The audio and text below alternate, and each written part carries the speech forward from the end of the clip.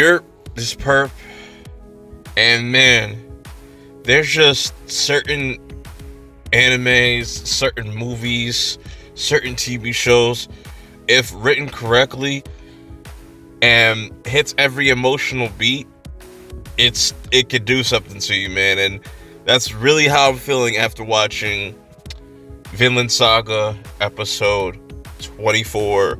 This is the last episode of the season. Don't know when it's going to come back. Possibly sometime 2021 or sometime late next year. But welcome everybody. This is a new year. An end of a season. On to new things. And man, I'm in loss for words. So if you're listening to this, I recorded this right after I watched the episode on Sunday. And man, I'm just lost for words right now. So it's just like, bear with me, because like this episode wrecked me emotionally, and I'm still thinking about it. And I might get choked up a little bit while talking about it, because it's that damn fucking beautiful, man. This whole entire series has been insane. One big emotional, action-packed roller coaster.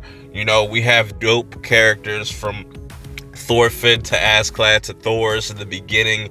It's just, what a fucking a masterfully paced series, man. For 24 episodes, I was not bored one bit. Now, this episode really picks up, you know, from the last one, where we see that Askeladd is kind of looks like he's in a fucking situation, like he's about to get killed off. But come to find out that, you know, the king is just trying to test his hand by mentioning Wales and how he wants to go over there and just pretty much wreck shit. And Askeladd's not having that, because that's his people. That's where he comes from, you know. And I really love that, man. It's just, he was not willing to throw Canute under the bus. And he's like, fuck that. I'm going to save Canute, and I'm going to save my people. Whether that means putting up my life on the line. And I just loved every moment of it. It just, the moment he cuts the king's head off, I was like, what the fuck? I was not expecting. It's moments like that you don't expect. Now, granted, I did kind of get spoiled that, you know, I was on watching somebody's live stream and they mentioned it. I don't know why the fuck they would mention it, that that Askeladd was going to die in this episode. But even though I knew what was going to happen, I kind of tried to ignore it, be like, oh, it's probably just a rumor or something. When it happened, my mind, I felt like how Thorfinn felt when he saw him just laying there, you know. And the way Askeladd dies, he goes out fighting, but, you know, Canute was the only one that could really just put him down, you know. And maybe they could have gone a different route and kind of saved him, but Canute knew what he had to do. This is a perfect play for him to become king. It's going to be interesting to see Canute and Thorfinn's relationship going forward, because Thorfinn was ready to cut his head off or just slit his throat. And talk about another character that has grown over the last few episodes is Canute, man. He really didn't want to do that, but, you know, Askeladd forced his hand, and I just, oh my god, bro, this whole episode and how they set everything up was perfect. We got a little action from Floki, but, you know, he looks like he's going to be somewhat of a formidable opponent. He just seems kind of like a coward at this point. You know, he's always scared and worried about shit. I kind of want to see him turn up next season. But yeah, Askeladd is dead now. It's just, and, you know, you see Thorfinn, you know, lose another father figure, even though he hates this man, and he wanted to be the one to kill him, and that tore his soul like in two when he found that. And, you know, he does care about Askeladd to an extent, vice versa. And Askeladd even tells him before he dies, he's like, what do you want to do with the rest of your life? You haven't thought that far, have you? And I love it, because even from the first moment that we meet Askeladd to the last moment that we see him, he has completely changed and shifted his character into this fucking, oh my god, bro.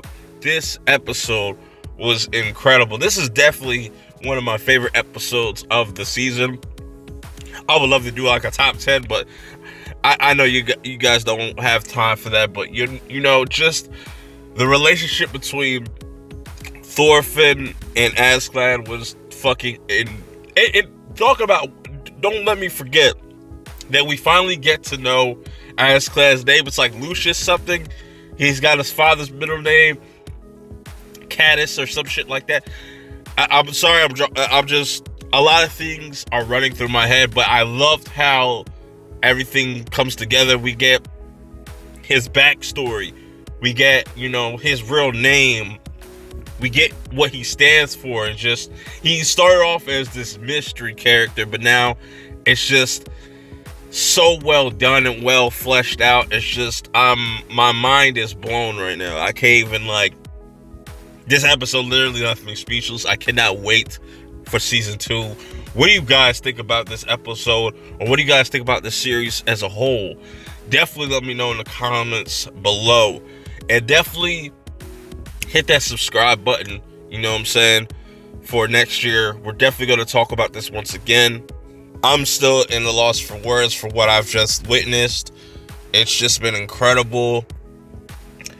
And it's like, where do we go from here? I'm so excited for next season. I want to see these new characters that they teased at the end. Who was that redheaded dude? I don't know, man. I'm just really excited to see what they do. I'm excited to see the new animation, if they update the animation style a little bit. But let me know what you think in the comments below, and I'm out. Peace. The problem is that people live for other people, you know. That's why it's anti-dogma, because it's like people live their life according to what someone else should say. But yeah, I had to just lock in. A lot of people don't want to work. They want point B. You know what I'm saying?